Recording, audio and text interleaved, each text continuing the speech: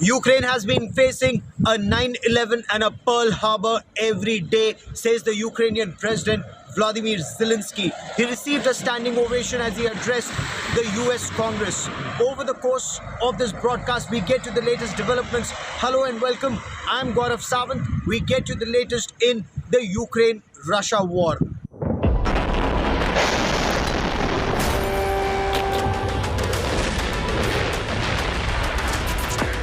Amid a raging war and raining missiles, Hear this sound.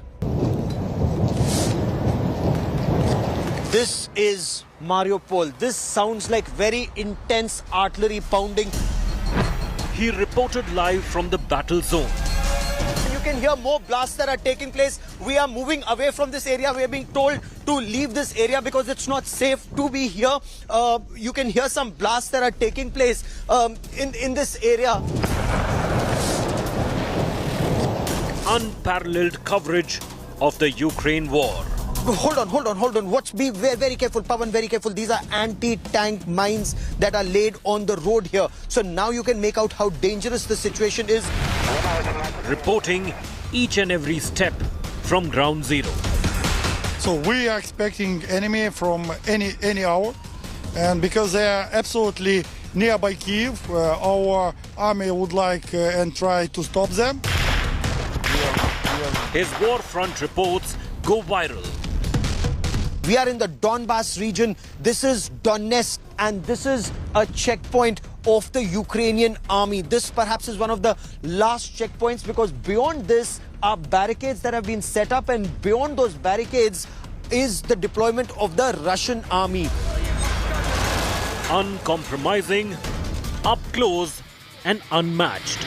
Now this place in the Bucha district in Irpin is directly in the line of Russian fire, and people are desperately trying to come out. This bridge is shattered. That car, that van you can see shattered, but people desperately trying to flee. India's most watched wartime reporter.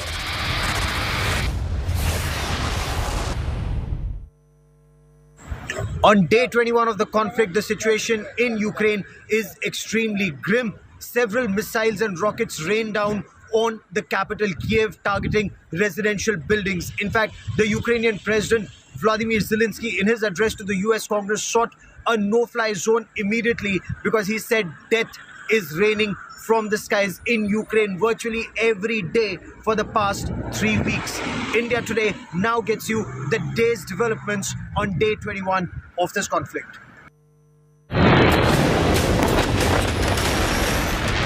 Three weeks of hellscape. A ravaged country, flattened and punished by a superpower. Its capital under siege. Armed forces in disarray. Cities burning. But Ukraine continues to show remarkable resilience. Ukrainian guns are far from falling silent.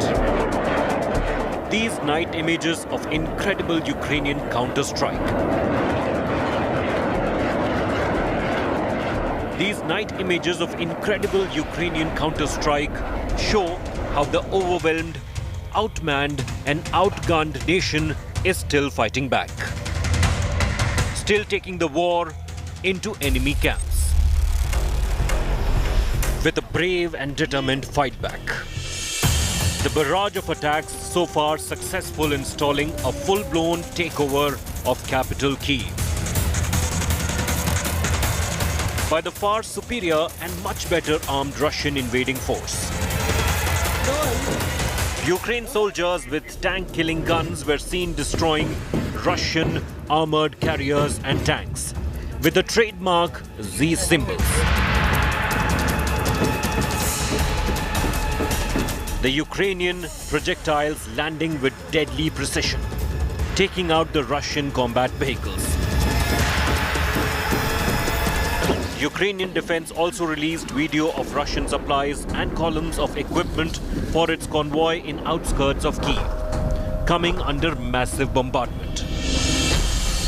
Drone images capturing the full impact of large-scale explosions. Ukrainian forces are highly motivated. They're fighting on their own ground, and they're also highly mobile, unlike the Russian forces, which are sort of not mobile at all, really.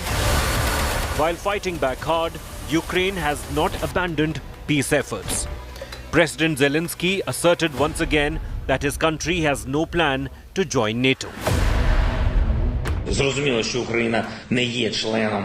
realize that Ukraine will not become a member of NATO. We understand this. We are adequate people. Kyiv needs new formats of interaction with the West and separate security guarantees. Bruised, battered, bleeding, yet biting back. Can Ukraine still do the unthinkable? With Rajesh Pawar in Warzone Kyiv. Bureau Report, India Today.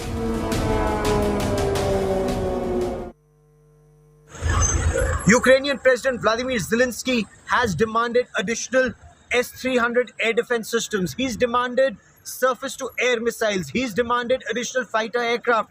And he also wants a no-fly zone, a humanitarian no-fly zone to be declared over the Ukraine skies as quickly as possible. This, he says, is the only way to save lives in Ukraine against the relentless Russian attack that has been on for the past 3 weeks and counting. He addressed the US Congress. He received a standing ovation. He will get additional military hardware and help.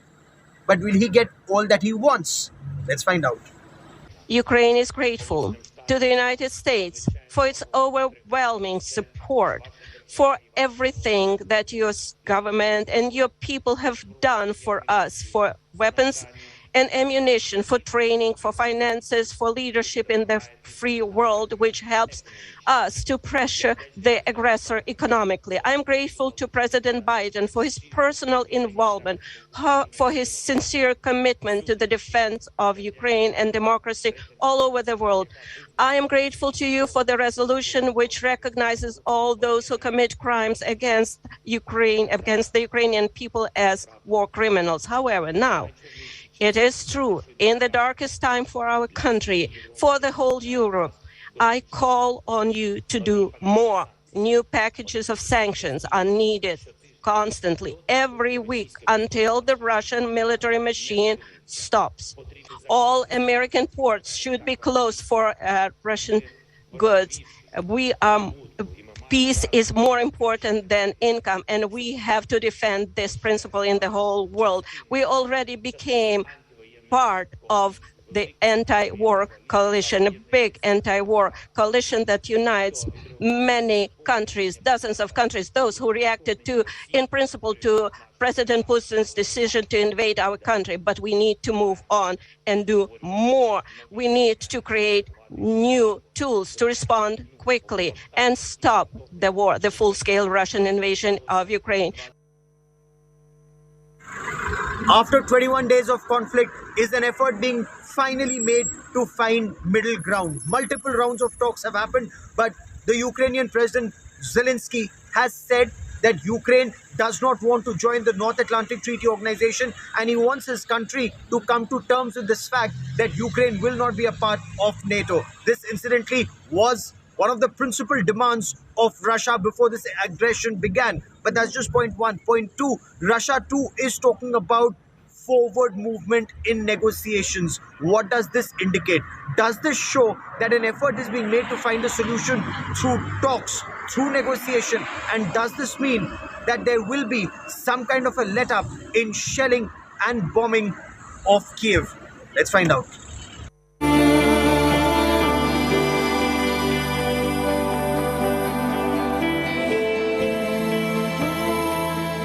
Millions have fled their homes. Hundreds have lost their lives.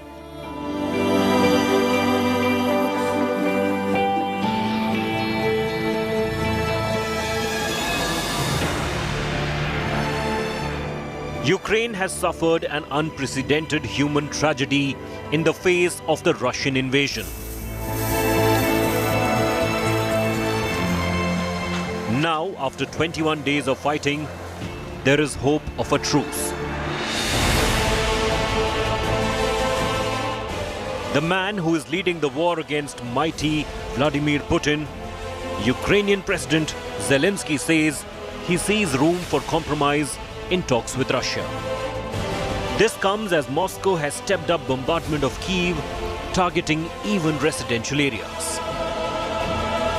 І працювати кожному на своєму місці, кожному, в тому числі нашим представникам, нашій делегації у переговорах з Російською Федерацією. Це важливо. Складно, але важливо, тому що будь-яка війна завершується угодою. Зустрічі тривають. Як мені доповідають, позиції на переговорах звучать вже реалістичніше. Проте ще необхідний час, щоб рішення були в інтересах саме України. The main provocation for the war was Ukraine's bid to get membership of the North Atlantic Treaty Organization. Zelensky has said Ukraine will not become a member of NATO. Зрозуміло, що Україна не є членом. We realize that Ukraine will not become a member of NATO. We understand this. We are adequate people. Kyiv needs new formats of interaction with the West and separate security guarantees. Я радий, що наш народ починає це розуміти.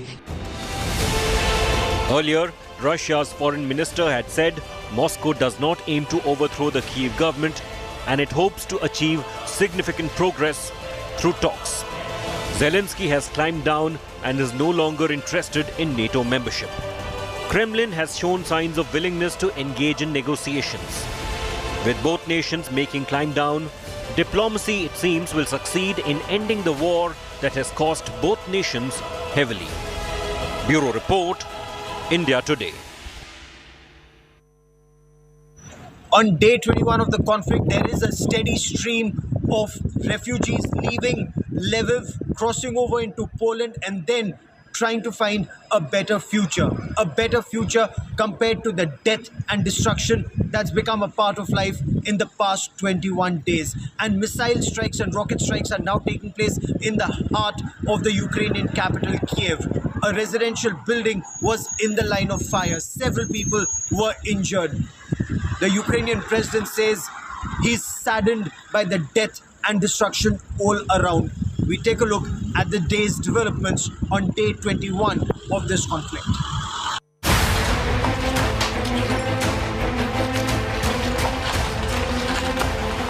Death and destruction everywhere. From capital city Kyiv, Complete building has been destroyed, and there was another blast which I saw just before this. It was in the middle of a road. Nearby buildings were damaged, but it fell on a broad road, so not much casualties. But here, I believe, few people have died and a lot of them were injured. to Ukraine's western city of Lviv. Air raid sirens up again, blaring in the city of Lviv. People have been going into the bomb shelters. Not many, quite a few of the apartments over here do not have bomb shelters, but the parking and the basements are where they're moving. Russian missiles are raining misery. This four-story residential building in Kharkiv was reduced to rubble in seconds, killing at least 2 people. Ukraine has alleged Russian airstrikes have made evacuation attempts dangerous. The relentless Russian assault and the West's risk-averse assistance has forced Ukraine to climb down. The country has reaffirmed it will not join NATO. Зрозуміло.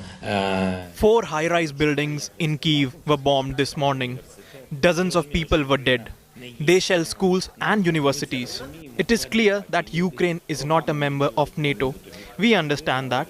We are rational people. For years, we have heard about the alleged open-door policy, but we have already heard that we will not go in there. Розуміти і розраховувати. While Russian forces are advancing, the war is proving a costly affair for Moscow. The UK has imposed sanctions on 370 more Russian elites. Other US allies are also expanding sanctions to cover more Russian firms and oligarchs. It's important for Canadians and the world to know that Canada will continue supporting Ukraine and its independence, integrity, sovereignty, including its right to defend itself. Russia has hit back. It has vowed to reduce dependence on the West. We will solve the problem, and the solution will be to no longer depend on our Western partners, be it governments or companies that are acting as tools of Western political aggression against Russia instead of pursuing the interest of their businesses. We will make sure that we never again find ourselves in a similar situation and that neither some Uncle Sam nor anybody else can make decisions aimed at destroying our economy. We'll find a way to eliminate this dependence. We should have done it long ago. Since the start of the war, hundreds of civilians have lost their lives to Russian bombings. 2.8 million people have fled the war in search of safe zones. The 5 rounds of talks have so far failed to yield a ceasefire. Bureau Report, India Today. Healthcare facilities have also been severely impacted in the bombing that's on for the past 21 days. And we're not just talking about that maternity hospital in Mariupol, but even in the Ukrainian capital, Kiev, we get you this report about how the best healthcare facilities have now been moved into a bunker. They've been moved underground. The effort is to constantly save lives. That's the situation. That's the report that's coming from Ground Zero. Take a look. According to Ukraine, Russia has suffered major damage and loss of aircraft, fighter jets, helicopters, attack helicopters, tanks, multi-barrel rocket launchers, but even more serious, the loss of 4 senior commanders in this battle, including the Major General in charge of the Special Forces and one of the motorized forces that were responsible for the launch of this offensive. And this is a major setback for the Russian attack on day 21 in Ukraine.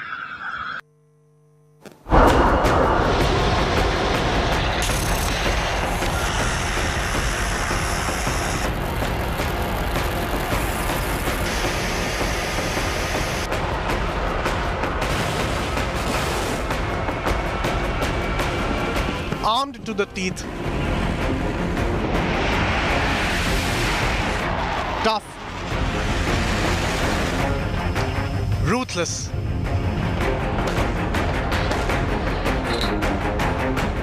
the Russian military is one of the most intimidating forces in the world.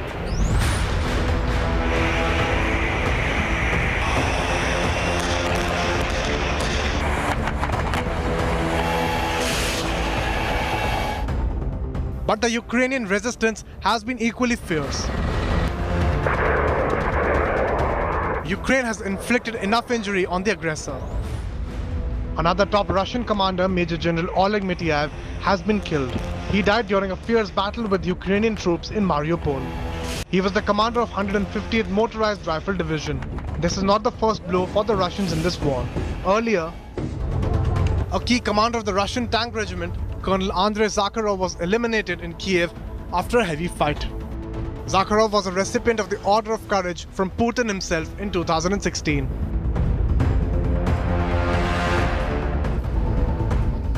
In a fatal blow to Russia's crack special forces, Major General Vitaly Gerasimov, the Chief of Staff of the 41st Army, was killed in Kharkiv.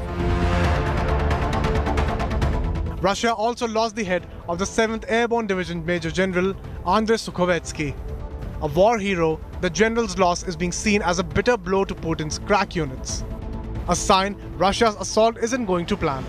The key difference now between the Ukrainian and the Russian forces is the morale component. The Ukrainians have fought very well and morale is very high, and that is infectious. And it is clearly not just between the Ukrainian professional soldiers, but also the Ukrainian civil society as a whole. They see this as a fight for national survival. And on the Russian side, morale is very low. The death of the highly decorated veterans could be a major demotivator for the Russians and a morale booster for the Ukrainian defenders.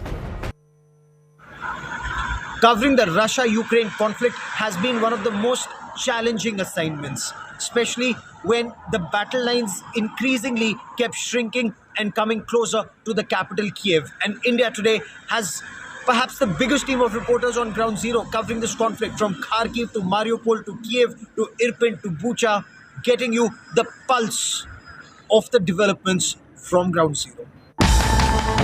From the break of war, this is Mariupol. You hear a series. Hear this sound.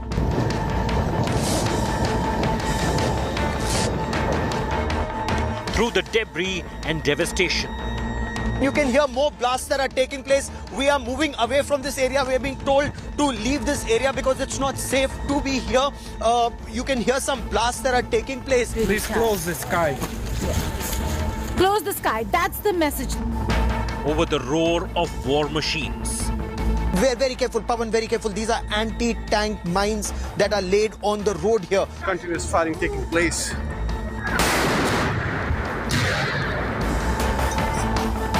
No compromise, no half measures.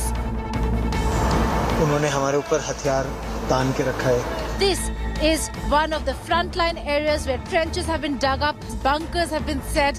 They're all prepared, all set to take on the Russian forces. The world watched the Ukraine war only on India Today. Well, that is all we have time for on this special broadcast. Many thanks for watching. For all the latest news and updates, do stay with India Today. That is all that camera person Pawan Kumar and I have for you on this special broadcast.